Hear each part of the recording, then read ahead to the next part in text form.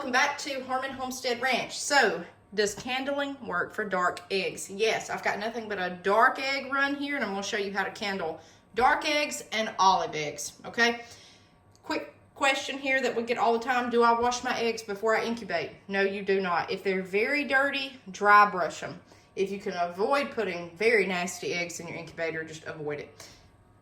Bacteria can get through this shell. Once you wash these eggs, the membrane is gone off of it. It has a protective coating, a bloom, that the hen naturally sprays that keeps bad bacteria from getting inside the egg most of the time. So, once you wash it, it's over with, and you don't want that in your incubator. Bacteria can enter, it makes it vulnerable at that point. I also had this question today. Someone said, how do I wash my eggs for eating? Wash them with lukewarm water in your hands. That's it, okay? Don't put soap on them. So that's just FYI, a tip. Okay, let's get to it. This is day 2. I've got my Magic Fly candler here. You use what you want. This is Old Faithful. It's doing good for me, okay? Day 2 is not optimal, but I'm going to show you what you're going to look at day 2 with dark eggs and whether they're fertile or not. So, ooh, don't drop it now. Okay, here's a brown one. Yes, we are fertile. Now, the reason I say that is I think I see veining already right there. You want a little spider. You want that yolk to sit still, just like that. That's a very good indication that it is fertile. We'll double check tomorrow. If you Google this, when should I candle eggs, don't wait till day 10. You don't have to do that, okay? I don't know why they say that, but you can candle at day 3 and you know if it's fertile or not. This one, it's going to be, I'm going to say it's fertile. And I'm looking at how the yolk moves. That's it, okay?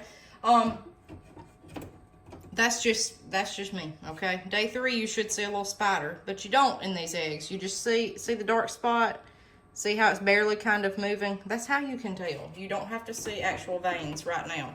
It's not too awfully hard. You're just not going to see a lot of times a huge structure in some of these eggs. And by the way, if you followed me along on my last incubation, I had 2 silkies not hatched. The rest are doing fine. They're getting moved in our outdoor brooder box today with a heat lamp. Everybody did great. All of our colored eggs hatched. So we were all right, guys. Y'all were right. We were right. We did good. That's fertile. If you see something in there that looks like, see that little dot wiggling? It's hard to see, guys. It's right about there, and it goes back and forth like a little red dot.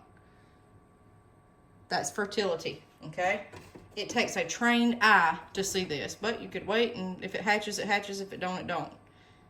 But I promise you, it's not, I'm just looking at how it's wiggling, and that will tell you if it's fertile or not. I've hatched enough of these eggs that I feel proficient in it at this point. I'm just doing all the dark ones right now.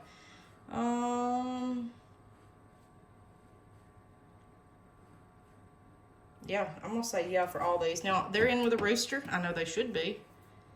But these eggs, this is going to be a blind trial because I had them on my counter. That's definitely fertile.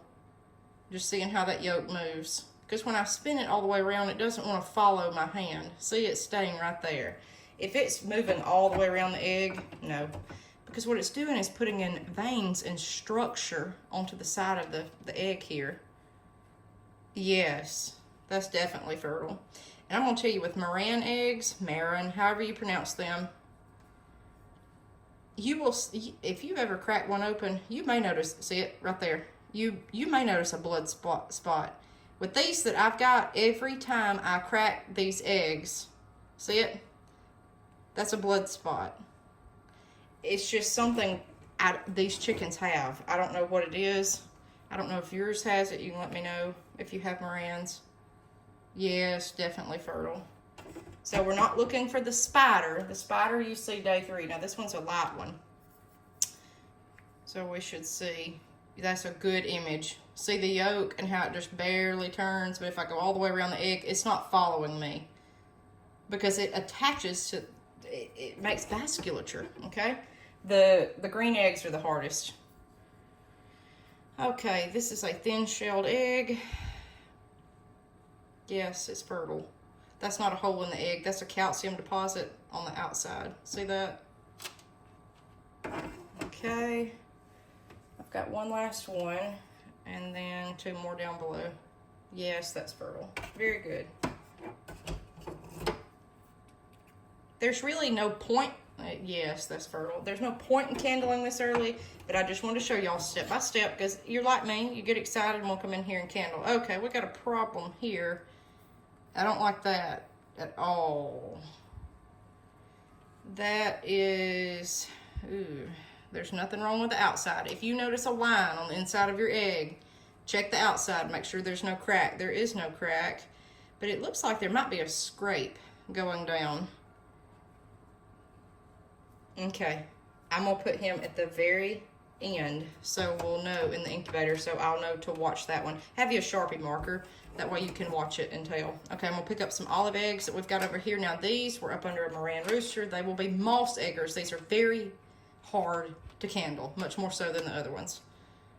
You see nothing. You can barely find the yolk.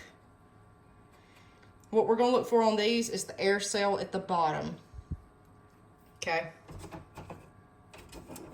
The reason being is an olive egger like this. Now that's on the outside of the egg. An olive egger is a blue egg. Yes, that's fertile. I can tell by the way the yolk's moving. It's a blue egg. If you crack one open, you'll see the blue shell. And it's got a brown coating on the outside to make it look olive green over that blue egg.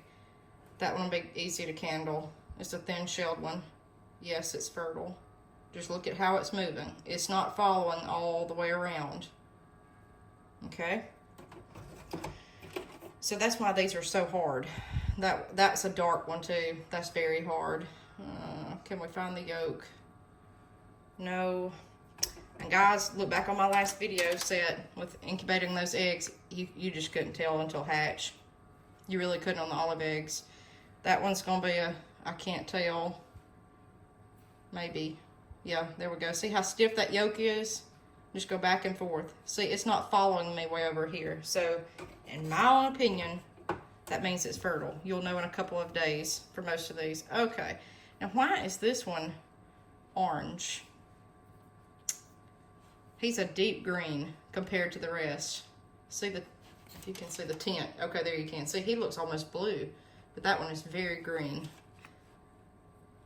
Look at the pores in the eggshell. This is why I say when you wash eggs, it lets bacteria in. This egg breathes. That's why they sweat. If they get warm, it's moisture. It lets air in and out. Otherwise, they just all explode. I can't find the yolk in that one.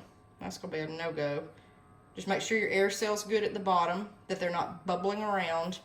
I see that with shipped eggs all the time. You'll see damaged air cells where it look like a lava lamp. You do not want that. That's definitely fertile.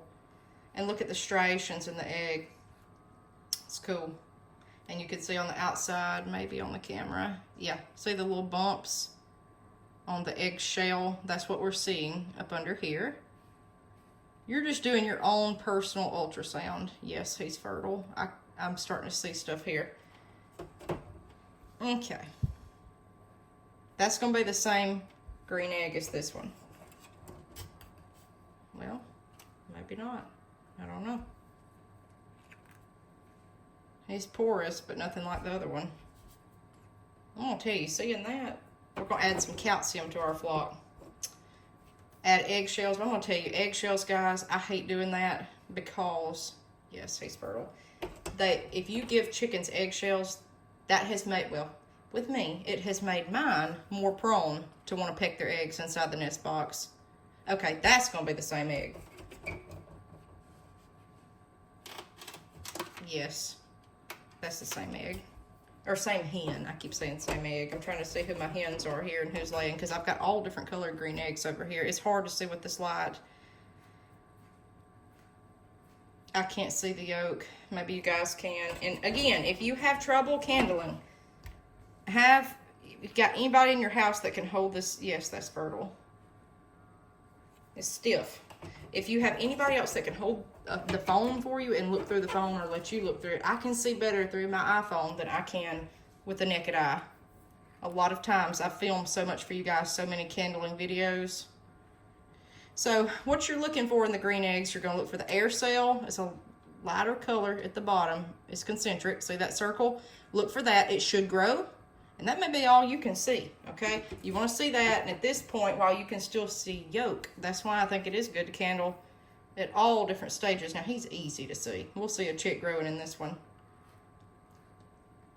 That's fertile. But see the air cell at the bottom, that round cell? You want to make sure that's there, and you want to make sure that you see it growing.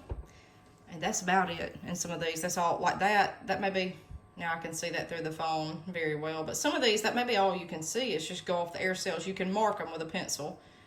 See how porous that is? We're going to add calcium. There's the air cell right there. That's a small air cell too. You look for blood rings. You want to make sure that there's been no demise inside the egg. That will happen. I don't think I've ever had a batch where I didn't have a blood ring. Yes, I see the beginnings of something in there. I am through the phone. That's definitely fertile. 2 more.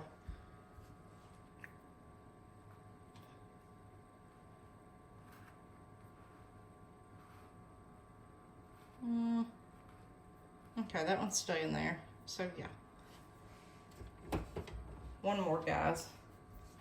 That's the color of it. It looks blue. It's not. It's this light.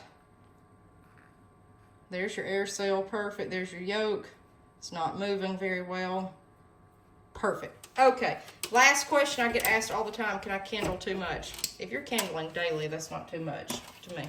I've never had it affect anything. If that, every run I've had, usually there's 1 chick that doesn't hatch. Sometimes I have 100%. Sometimes 2.